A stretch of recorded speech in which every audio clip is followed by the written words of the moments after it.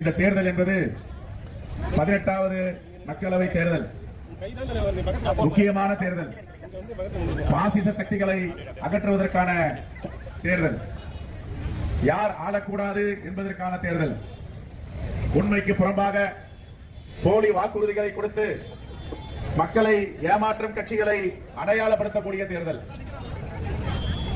தமிழ்நாட்டின் உரிமைகளை பறித்த கட்சி பாரதிய ஜனதா கட்சி. தமிழ்நாட்டு உரிமைகளை பறிப்பதற்கு காரணமாக இருந்த கட்சி அதிமுக கட்சி. இந்த இரண்டு கட்சிகளும் இரண்டு அணியில் இருக்கின்றன. பாரதிய ஜனதா கட்சியின் பிரதமர் வேட்பாளராக மோடி அவர்களை அறிவித்த பொழுது 2014 ஆண்டு பிப்ரவரி மாதம் 7ஆம் தேதி அவர் என்னென்ன வாக்குறுதி கொடுத்தார்? நாங்கள் ஆட்சிக்கு வந்தால் வருடத்திற்கு 2 கோடி இளைஞர்களுக்கு வேலை வாய்ப்பு உருவாக்கப்படும் என்றார். பெட்ரோல் டீசல் விலையை பாதியாக குறைப்பேன் என்று சொன்னார். பெண்களுக்கும் குழந்தைகளுக்கும் பாதுகாப்பு அளிப்போம் என்று சொன்னார். கச்சா விலை சர்வதேச சந்தையில் இறங்கினாலும் ஏறினாலும் கேஸ் சிலிண்டர் விலை 420 ரூபாய் இருக்கிறது, அதை பாதியாக குறைப்பேன் என்று வாக்குறுதி கொடுத்தார். என்ன நடந்தது? ஒரு வாக்காளருக்கும் 15 லட்சம் ரூபாய் வங்கி கணக்கில் போடப்படும் என்றார். கடைசியில் சொன்ன வாக்குறுதியை எதையும் நிறைவேற்றவில்லை. இஸ்லாமிய மக்களுக்கு எதிராக CAA NRC கொண்டு வந்தார்கள். பாராளுமன்றத்தில் அந்த மசோதா நிறைவேறுவதற்கு அதிமுக துணை நின்றது. ஆனால் இன்று அதிமுக நீலி கண்ணீர் வடிக்கிறது. ஒட்டுமில்லை உறவும் இல்லை பாஜகவுடன் என்று. இதையெல்லாம் யார் நம்புவார்கள்? ஊழலிலே உலகத்தில் மிகப்பெரிய ஊழலில் திகழ்ந்த கட்சி பாரதிய ஜனதா கட்சி என்று பத்திரிகையிலும் ஊடகங்களிலும் நாம் பார்த்து வருகிறோம். தேர்தல் நன்கொடை பத்திரம், எலக்ட்ரல் பாண்ட் 12,000 கோடிக்கு மேல் பாரதிய ஜனதா கட்சி நிதி திரட்டி இருக்கிறது.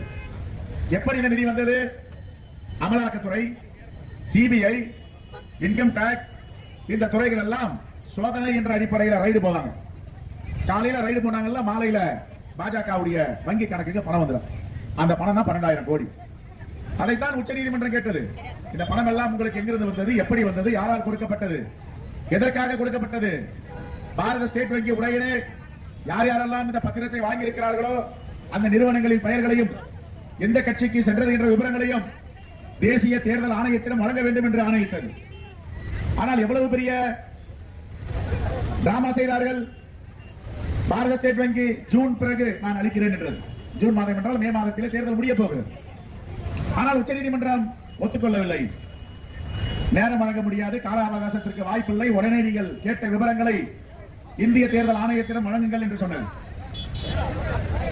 உடனே தேர்தல் ஆணையத்திடம் வழங்கினார்கள். தேர்தல் ஆணையம் வாய்தா கேட்கிறது. உடனே இதை செய்ய முடியாது, எங்களுக்கு கால அவகாசம் வேண்டும் என்று அங்கேயும் உச்ச நீதிமன்றம் நிராகரித்தது. இப்பொழுது எந்தெந்த கம்பெனியில எவ்வளவு நிதியை மோடி பெற்றார், பாஜக ஊழலாக பெற்ற விவரங்கள் வெளியே வந்துவிட்டன. அந்த நிறுவனங்களின் பெயர்கள் எப்பொழுது அமலாக்கத்துறையும் CBIயும் சோதனை செய்திருக்கிறது. சோதனைக்கு பிறகு அந்தந்த நிறுவனங்கள் மோடியிடம் பாஜகவிடம் நிதியளித்திருக்கிறார்கள் என்ற விவரங்கள் வந்திருக்கின்றன. அதிர்ச்சி அளிக்கின்ற விவரங்கள் அனைத்தும். இப்படி இந்த உலகத்தில் எந்த தேசத்திலேயாவது இப்படிப்பட்ட ஒரு ஆட்சி இருக்குமா? பாகிஸ்தானில் இருக்கலாம், வடகொரியாவில் இருக்கலாம், சீனாவில் இருக்கலாம். ஏனென்றால் அதெல்லாம் சர்வதிகார நாடுகள். இந்திய திருநாடு அப்படிப்பட்ட நாடு இல்லை. ஜனநாயகத்தின் மீது நம்பிக்கை வைத்த நாடு, ஜனநாயக மாண்புகளையும் ஜனநாயகத்தையும் பேணி பாதுகாக்கின்ற நாடு இந்திய நாடு என்பதை உலகம் அறியும். ஆனால் இந்தியாவுடைய பெருமைகளையும் நன்மதிப்பையும் கெடுத்து தலைகுனிய வைத்த பெருமை பாஜகவையும் மோடியையும் சேரும். டிசம்பர் மாதம் காற்றாற்று வெள்ளம், பெருமழை, 100 ஆண்டுகள் வரலாறு காணாத இடி மின்னலுடன் மழை பெய்து கொட்டியது. 37,000 கோடி இழப்பு. நம்முடைய மாண்புமிகு முதலமைச்சர் 37,000 கோடி இழப்பீடு தாருங்கள், இது மிகப்பெரிய தேசிய பேரிடர் என்று அறிவிங்கள் என்றார். ஆனால் மோடி இதுவரை ஒரு பைசா கொடுக்கவில்லை. ஆனால் வாக்கு கேட்க வருகிறார். பாதிக்கப்பட்ட மக்களை பார்க்க மாட்டார், நமக்கு சேர வேண்டிய நிதியை கொடுக்க மாட்டார். ஆனால் அவருக்கு தமிழ்நாட்டு மக்களுடைய வாக்கு மட்டும் வேண்டும். தமிழ்நாட்டு மக்கள் ஒருபோதும் இப்படி பாசிச சக்திகளை மன்னிக்க மாட்டார்கள். அவரை படுதோல்வி அடைவதற்கு முடிவு செய்து விட்டார்கள். ஆகவே இந்த பகுதியின் வாக்காளர் பெருமுடி மக்களை, இஸ்லாமிய பெருமக்கள் இந்த நாட்டிலே வாழ்வதற்கு தகுதியில்லை என்று மோடியுடைய அமைச்சரவையில் இருக்கின்ற அமைச்சர் கூறுகிறார். எல்லோரும் பாகிஸ்தானுக்கு அனுப்புங்கள் என்று சொல்லுகிறார். இஸ்லாமியர்கள் இல்லாத இந்த நாடு விடுதலை பெற்றது. இஸ்லாமியர்கள் இந்த நாட்டுடைய சுதந்திர போராட்டத்திலே பெரும் பங்களித்தவர்கள். அவர்கள் இல்லாமல் சுதந்திரம் இல்லை என்ற ஒரு நிலை ஏற்பட்டது.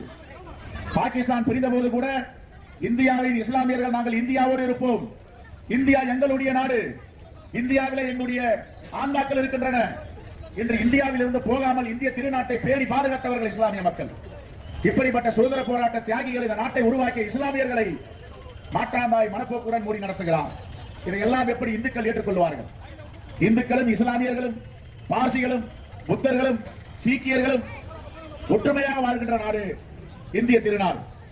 இப்படிப்பட்ட பெருமைக்குரிய இந்திய திருநாட்டில பிரித்தாளும் கொள்கையை மோடியும் RSS உடைய பாசிச ஆட்சியும் தொடர்ந்து முன்னெடுத்து வருகிறது. இப்பொழுது கச்சத்தீவு பிரச்சனை. 50 ஆண்டுகளுக்கு முன்பு நடந்த கச்சத்தீவை அரசியலாக்குவதற்கு இந்த பிரச்சனையை கையில் எடுத்திருக்கிறார்கள். நான் அண்ணாமலையிடம் கேட்கிறேன், நீங்கள் தகவல் அறியும் சட்டத்தில் எப்படி 7 நாட்களில் தகவலை பெற முடிந்தது? உங்களுக்கு மட்டும் சிறப்பாக தகவல் அறியும் உரிமை சட்டம் நிறுவனம் அலுவலகம் இயங்குகிறதா என்ற கேள்வியை நாம் வைக்க வைக்கிறோம். சாமானியர்கள் ஏதாவது தகவல் கேட்டால் மாத கணக்கில் ஆகிறது. மோடிக்கும் அண்ணாமலைக்கும் 7 நாட்களிலே கிடைக்கிறது. இப்படிப்பட்ட பாசிச ஆட்சியை அகற்ற வேண்டும், நல்லாட்சி பிறக்க வேண்டும். தலைவர் ராகுல் காந்தி அவர்கள் இந்த தேசத்துடைய முகமாக, இந்த தேசத்துடைய குரலாக ஒலித்துக் கொண்டிருக்கிறார்.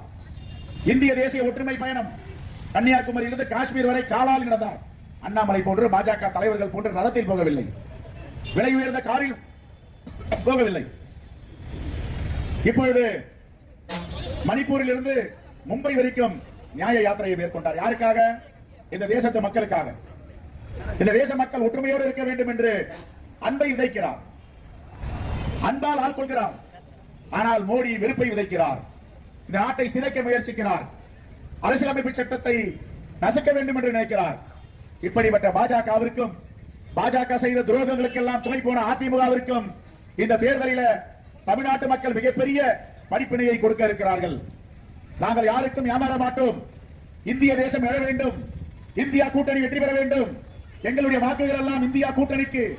வேலூர் பாராளுமன்ற தொகுதியில் எங்களுடைய சகோதரர் கதிர் ஆனந்திற்கு உதயசூரிய சின்னத்தில் வாக்களிப்போம் என்று முடிவு செய்திருக்கிறார்கள்.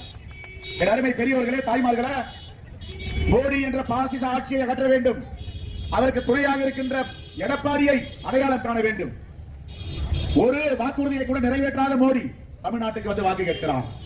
தமிழ்நாட்டின் முதலமைச்சர் 2021 ஆண்டு சட்டப்பேரவை தேர்தலில் என்னென்ன வாக்குறுதி கொடுத்தாரோ அந்த வாக்குறுதியை 80 விழுக்காடு நிறைவேற்றியிருக்கிறார். கொடுத்த வாக்குறுதியும் நிறைவேற்றிய முதலமைச்சர், திராவிட முன்னேற்ற கழகத்தின் தலைவர், இந்தியா கூட்டணியில அங்கம் வகிக்கின்ற தளபதி அவர்கள் கொடுக்காத வாக்குறுதியை நிறைவேற்றியிருக்கிறார். மோடி அவர்களை நாங்கள் சவால் விட்டு சொல்லுகிறோம், நீங்கள் கொடுத்த வாக்குறுதியை ஏதாவது ஒன்று நிறைவேற்றி இருக்கிறீர்கள் என்று சொல்லுங்கள் பார்ப்போம். நாங்கள்